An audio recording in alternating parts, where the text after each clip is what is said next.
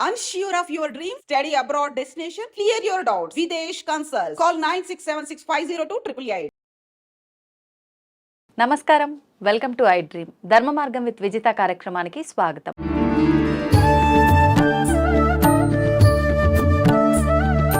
ప్రస్తుతం మనతో పాటు ఉన్నారు వేద పండితులు పవన్ కుమార్ శర్మ గారు. ఇప్పుడు వారితో మాట్లాడి మరిన్ని విషయాలు తెలుసుకునే ప్రయత్నం చేద్దాం. నమస్తే అండి. మామూలుగా ప్రతి ఒక్కరు కూడా మానవులు వాళ్ళ ఇష్ట దైవం ఎవరో ఒకరు ఉంటుంటారు. ఫర్ ఎగ్జాంపుల్ శివుణ్ణి తీసుకుందాం. ఒక భక్తుడు చాలా ఎక్కువగా శివుణ్ణి ప్రేమిస్తుంటాడు, అభిమానిస్తుంటాడు, పూజిస్తుంటాడు. కానీ ఆయన అనుకున్నది నెరవేరకపోయినా, లేదు అంటే ఎంతసేపు నేను ఎన్ని పూజలు చేసినా నా శివయ్యకి నేను ఇదే ఇబ్బందుల్లో ఇంకా ముందుకెళ్తున్నా కానీ ఒక్కటి కూడా నాకు తగ్గినట్టుగా అనిపించట్లేదు, ఇంకా రోజు రోజుకి ఇబ్బందుల్లో కూరుకుపోతున్నా, అసలు నిజంగా ఈయన దేవుడేనా అని చెప్పి అలా శివుణ్ణి నిందించే వాళ్ళు కూడా చాలా మంది ఉన్నారు. ఇష్టదైవం అనేది పక్కన పెట్టేస్తారు.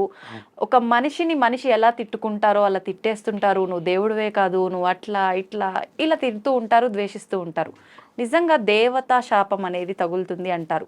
ఇటువంటి సందర్భాల్లో శివుణ్ణి ద్వేషిస్తే ఏదైనా తప్ప, ద్వేషం అనేది నిజంగా శాపంగా మారే అవకాశం ఉందా? దాని గురించి తెలియజేయండి. తప్పకుండా ఉంది. శ్రీ మహాగణాధిపతయే నమః. శివాయ గురవే నమః. ఈశ్వరుడి గురించి చెప్పాలి అంటే మనకు ఒక ఎపిసోడ్ మనకు సరిపోదు. అందులో మనం శివద్వేషం అనే టాపిక్ గురించి మాట్లాడుతున్నప్పుడు మనకి మొట్టమొదట అందరికీ తెలిసినటువంటి టాపిక్ ఏంటంటే దక్షయజ్ఞం. దక్షయజ్ఞం యొక్క మెయిన్ అజెండానే శివద్వేషం. ఆ శివుడు రాకుండా నేను యజ్ఞం చేస్తాను అని దక్ష ప్రజాపతి మొదలుపెట్టాడు. అది ఏం జరిగిందనేది మనందరికీ తెలుసు. దాని యజ్ఞం అంతా ధ్వంసమైపోయింది. దక్ష ప్రజాపతి యొక్క తలకాయ వెళ్ళి పక్కన పడిపోయింది. సతీదేవి సశరీరంగా వెళ్ళిపోయి ఆవిడ శరీర భాగం అంతా 18 చోట్ల పడ్డం, ఇవన్నీ మనకి 18 శక్తిపీఠాలుగా మారడం, ఇవన్నీ మనకి తెలుస్తున్నాయి. దీనికి మూలం ఏం జరిగింది అంటే కనుక శివద్వేషం ప్రారంభమైంది. ఎందుకని అంటే అహంకారం వల్ల దక్ష ప్రజాపతి నన్ను గౌరవించట్లేదు, ఆ శ్మశానవాసినే అందరూ గౌరవిస్తున్నారు అని మొదలుపెట్టారు. మొదలుపెట్టి ఆయన ఏమనుకున్నాడంటే నాకు భూషణాలు ఉన్నాయి, నాకు శాపాన్ని అనుగ్రహించే శక్తి బ్రహ్మగారు నన్ను సృష్టించి నాకు ఇచ్చేశాడు, 27 నక్షత్రాలని నేనే కన్నాను, 27 నక్షత్రాలకి తండ్రి దక్ష ప్రజాపతి, కాబట్టి ఇన్ని విధానాలు నా దగ్గర ఉంటే నన్ను గౌరవించకుండా శివుణ్ణి అందరూ గౌరవించడం ఏమిటి అని ఆయనకి ఒక ద్వేషం కలిగింది. ఇది లోకంలో చాలా మందికి కలుగుతుంటుంది. నేను ఇంత డాక్టర్ని, లేదా నేను ఇంత లాయర్ని, లేదా నేను ఇంత చదువుకున్నవాడిని, లేదా నాకు ఇంత పరపతి ఉంది, నన్ను గౌరవించడం ఏమిటి అని అనిపిస్తుంది. గౌరవం అనేటటువంటిది మనం కోరుకుంటే వచ్చే అంశం కాదు. అది మనం మొట్టమొదటి తెలుసుకోవాలి. ఇక మనం శివద్వేషం అనే మాట మాట్లాడినప్పుడు శివద్వేషం కలిగితే శివుడికి ఎప్పుడూ కోపం రాదు, బాగా గుర్తుపెట్టుకోవాలి. శివుడికి కోపం వచ్చిన వాడి మీద ఆయన అనుగ్రహం చేశాడు. అసలు పూజించను అన్నవాడి మీద అనుగ్రహం చేశాడు. ఉదాహరణకు మీకు మంజునాథ సినిమా కనపడుతూ ఉంటుంది. అందులో ఆ మొట్టమొదట భక్తుడు పాపం తిట్టి ఏదో పాపం తోలనాడుతుంటే మీరు పరమభక్తుడు అని చెప్పారు, ఇతని గురించేనా అని పార్వతీదేవి అడుగుతూ ఉంటుంది. నువ్వు ఆ వేచి చూడు, భక్తి అంటే ఏమిటో నీకు చూపిస్తాడు అతను అంటుంది. అట్లా కొన్ని సన్నివేశాలు మనకు కనపడుతూ ఉంటాయి. అందుకని పరమశివుడికి ఒకప్పుడు కోపం అని కానీ ఒకప్పుడు ఆనందం అని కానీ రెండు ఆయన దగ్గర లేవు. అందుకనే ఆయన శ్మశానంలో ఉండడానికి కారణం అది. ఎందుకంటే ఆయన ఎప్పుడు ఆయన స్థాయిని ఆయన ఊహించుకొని ఉండుంటే ఆయన కైలాసం అనేటటువంటిది కాకుండా ఒక పెద్ద ప్రాకారంలో బ్రహ్మాండంగా ఉండాలి. ఆయన ఒక్కగానొక్కటి కట్టుకున్నట్ట, అది రావణ బ్రహ్మ తీసుకున్నాడు. ఆయన అసలు పార్వతీదేవి అన్నదిట అందరూ మనల్ని భస్మసింహాసనం అని, మీరేదో ఏనుగు తోలు కట్టుకుంటారని ఎందుకు అనాలి, మనం ఒక భవన నిర్మాణం మనం చేయలేమా అని అడిగారు. ఎవరు అడిగారు? పార్వతీదేవి పరమేశ్వరుణ్ణి అడిగిందట. అడిగేసరికి ఆయన ఏం చేశాటంటే అసలు ఈ ప్రపంచానికి ఒక అవతల పక్కగా మనం వెళ్ళి మన మందిరాన్ని నిర్మాణం చేద్దాం. అందుకని నువ్వు ఊహిస్తే విశ్వకర్మ అనేటటువంటి దేవతల యొక్క బిల్డర్ ఒక ఆయన ఉండేవాడు. ఆయనకి నీ యొక్క ప్లాన్ కనుక చెప్పినట్లయితే శుభ్రంగా నిర్మాణం చేసి ఇచ్చేస్తాడు అని చెప్తే పార్వతీదేవి తన యొక్క ఊహతో మొత్తం మీద బ్రహ్మాండమైనటువంటి నిర్మాణం జరిపించింది ఆ రావణాసురుడు విశ్వకర్మతో. రావణాసురుడు పౌరోహిత్యానికి వచ్చాడు. వచ్చి ఆ భవనం అంతా చూశాడు. పురోహితుడికి సహజంగా ఏదైనా దక్షిణ ఇవ్వాలి, వాళ్ళు సంతోషపడేటట్టుగా అని మనకి ధర్మశాస్త్రం చెప్తున్నది. ఆయన అడిగాడు, ఈ భవనమే నాకు కావాలి అని అడిగాడు. వెంటనే పార్వతీ పరమేశ్వరులు చూసుకొని ఓ మనకి ఇది ప్రాప్తం లేదు అందున బ్రాహ్మడు అడిగాడు. ఉమ్, ఇవాళ మనం ఇక్కడ ఇంకొక చిన్న విషయాన్ని మనం ఇక్కడ మాట్లాడుకోవాలి. ఉమ్, ఇవాళ మన పిల్లలకి ఇవన్నీ కూడా అందట్లేదు. మొన్న వచ్చినటువంటి ఆదిపురుష్ అనేటటువంటి చిత్రంలో కూడా రావణాసురుణ్ణి ఒక మాంసం తినేవాడిగాను, ఏదో పెద్ద గద్ద వాహనమును దానికి ఏదో మాంసం పెట్టడం, ఇవన్నీ కూడా చూపించారు. ఆయన శుద్ధమైనటువంటి బ్రాహ్మణుడు. ఉమ్, ఆయన నిద్రలేస్తే సంధ్యావందనం చేసుకోవడం, శివారాధన చేయడం, ప్రతిరోజు కూడా సముద్ర తీరానికి వెళ్ళి సైకతం అనేటటువంటి లింగాన్ని చేసి దానికి పూజ చేసేవాడు అనమాట రావణ బ్రహ్మ. అందుకని ఆయన రావణ బ్రహ్మ అంటూ ఉంటారు ఆయన్ని. ఆయన అంత గొప్పవాడు అనమాట. అయితే ఈ రావణాసురుడు అడిగాడని చెప్పని పార్వతీ పరమేశ్వరులు ఇద్దరు కూడా ఆ ఇంటిని దానం చేసేసేసి రావణాసురుడికి వాళ్ళిద్దరూ మళ్ళీ బయలుదేరి మనం యథాతథంగా మనం వెళ్ళిపోదామని చెప్పని మళ్ళీ కైలాసానికి వచ్చేసింది. ఇక్కడ మనం శివద్వేషం అనే మాట మాట్లాడినప్పుడు, శివద్వేషం కలిగినప్పుడు శివుడికి కోపం రాదు, కానీ చుట్టూ ఉండే ప్రమథగణాలు ఊరుకోవు.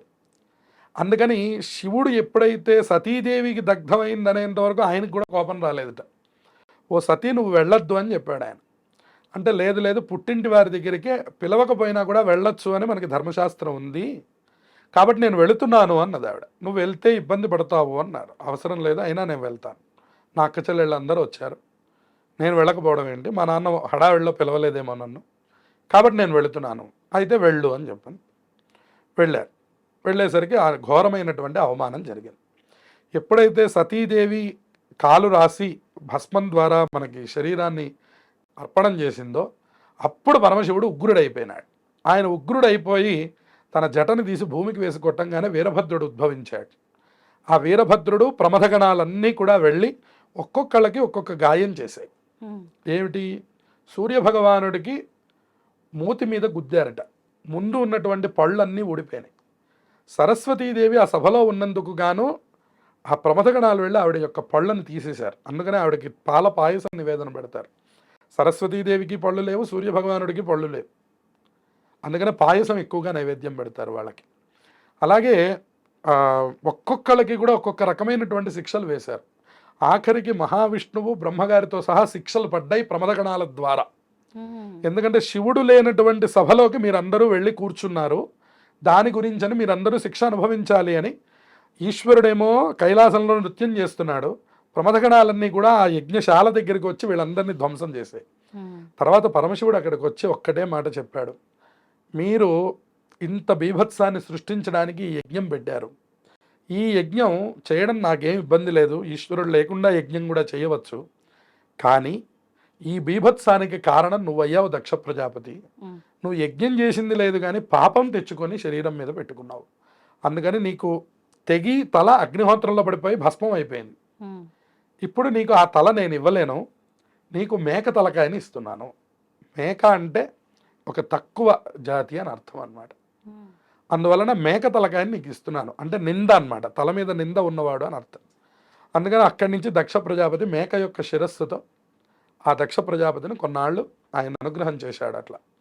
అందువలన ఇక్కడ మనకి తెలుస్తున్నది ఏమిటి అంటే, శివనిందను గనక చేసినట్లయితే ఆ ప్రాంతం ప్రాంగణం ప్రమథగణాల ద్వారా ధ్వంసం అయిపోతుంది అని అర్థం అన్నమాట. ఈశ్వరుడు ఎప్పుడు కోపం తెచ్చుకోడు, ఆయన ఎంతో దయామయుడు. ఎందుకన్నా మనకి కాళహస్తీశ్వర మహాత్యంలో దుర్జటి గారు చెప్తారు, తిన్నాడు ఏదైతే మనం కన్నప్ప అంటున్నాం, మనం కన్నప్ప నోట్లో ఆయనకి తేవడానికి నీళ్లు తేవడానికి తగినటువంటి పరికరం లేకపోవడం వల్ల నోట్లో నీళ్లు పోసుకొని వచ్చి గండూషాంబు నిషేచనం పురరిపోహో దివ్యాభిషేకాయతే అన్నాడు. రోజు వేదమంత్రములు చెప్పి చెంబులతో పాలు పోసిన దానికంటే కూడా ఇది ఎంతో బాగుందన్నట్టు ఆయన. ఏమిటి అన్నట్ట? భక్తి చూశాడు ఆయన. కించిత్ భక్షిత మాంసశేష కబళం నవ్యోపహారాయతే అన్నట్టు. ముందు ఆయన ఏం చేశాడు? పరిగెడుతున్నటువంటి అడవి పందిని చంపేసేసి ఆ మాంసం అంతా తీసుకొని వచ్చి ముందు ఆయన తిన్నట్టు ఇది బాగుందా లేదా అని తర్వాత తీసుకొచ్చి దేవుడి దగ్గర పెట్టాడు. ఆయన తిని ఇది చాలా బాగుంది, ఇది పెట్టచ్చు అని చెప్పని తీసుకెళ్ళి పెట్టాడు. అందుకని ఇక్కడ శ్లోకంలో ఏమన్నారంటే శంకరాచార్యుల వారు, కించిత్ భక్షిత మాంస శేష కబళం నవ్యోపహారాయతే. మనం పెట్టినటువంటి ప్రసాదాలు అన్నిటికంటే ఆయన అక్కడ భక్తిని చూసి ఇది నవ్యోపహారం, నవ్యం అంటే కొత్తదని అర్థం, ఇది ఎంతో బాగుందని అర్థం, అటువంటి ఆహారంగా స్వీకరించాడు.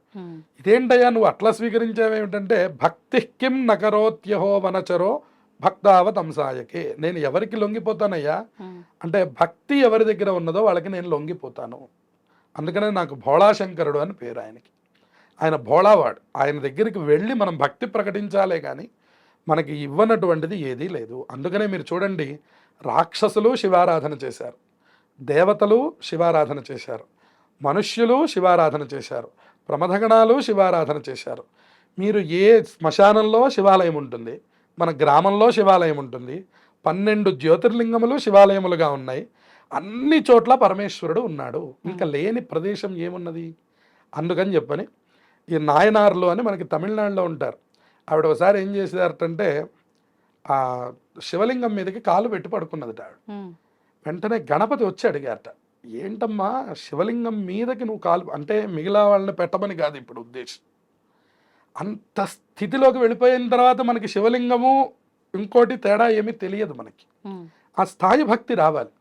ఆవిడకి వచ్చిన తర్వాత ఆవిడ ఏం చేశారటంటే పక్కగా ఉన్నటువంటి శివలింగం మీదకి కాలు పెడితే గణపతి వారు వచ్చి అడిగారట, నువ్వేమిటి కాలు అటు పక్కన పెట్టావేమిటని చెప్పని.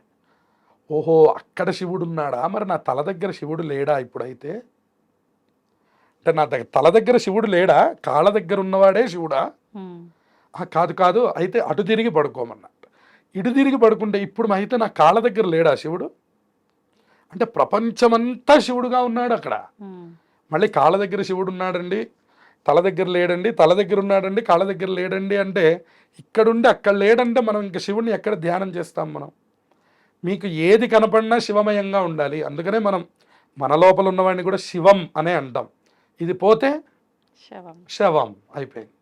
అందుకని ఈ శవములకు తేడా అదే. కాబట్టి మళ్ళీ అక్కడికి వెళ్ళినా కూడా ఆయన నేనే ఉన్నాను అని చెప్తున్నాడు. అందుకనే కార్యక్రమం అంతా అయిపోయాక కూడా స్నానం చేసి శివాలయం దర్శనం చేసుకొని ఇంటికి వస్తారు. అందుకనే ప్రమథగణాలు, భూతప్రేతములు, మనుష్యులు, దేవతలు, సిద్ధులు అందరూ. అందుకనే బ్రహ్మమురారి సురార్చిత లింగం. ఎవరెవరు ఆరాధన చేశారు? బ్రహ్మ, మురారి, సురులు. సురులు అంటే దేవతలు, బ్రహ్మగారు. మురారి అంటే విష్ణుమూర్తి. వాళ్ళు అర్చించినటువంటి లింగం. నిర్మల భాసిత శోభిత లింగం. అది ఎట్లా ఉందంటే నిర్మలంగా ఉంది. ఓ స్ఫటికలింగాన్ని చూడండి మీరు, ఒక నీలం పుష్పం పెట్టారనుకోండి అంతా నీలంగా కనపడుతుంది. ఓ పసుపు పెడితే పసుపుగా కనపడుతుంది. అది నిర్మలంగా ఉంది. మీరు ఎట్లా చూస్తే అట్లా. అట్లాగే జన్మజ దుఃఖ వినాశక లింగం. అది మనకేం చేస్తుందండి? మన జన్మల్లో ఉన్నటువంటి దుఃఖములను తీసేసేటటువంటి శివలింగం. అయితే మనం ఏం చేయాలి? తత్ ప్రణమామి సదాశివలింగం. మనం చేయగలిగిందల్లా దండం పెట్టడం మాత్రమే. ఇక్కడ మనకి ద్వేషం వచ్చింది అంటే మన భక్తి ఇంకా అక్కడ స్థాయికి రాలేదని అర్థం.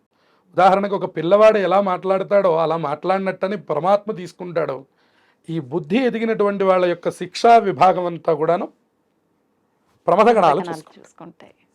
అందుకని శివద్వేషం చాలా నష్టహేతువు. అందుకనే విష్ణుమూర్తి కూడా చెప్పారట, నన్ను ఆరాధించి శివుణ్ణి ఆరాధించకపోతే నాకు తృప్తి లేదు. శివుడు చెప్పాట, నన్ను ఆరాధించి విష్ణుమూర్తిని ద్వేషిస్తే నాకు తృప్తి లేదు. అందుకని మా ఇద్దరి మధ్య భేదం చూడకుండా ఉన్నంత కాలం ఆయుష్నివ్వవయ్యా అని చెప్పారట.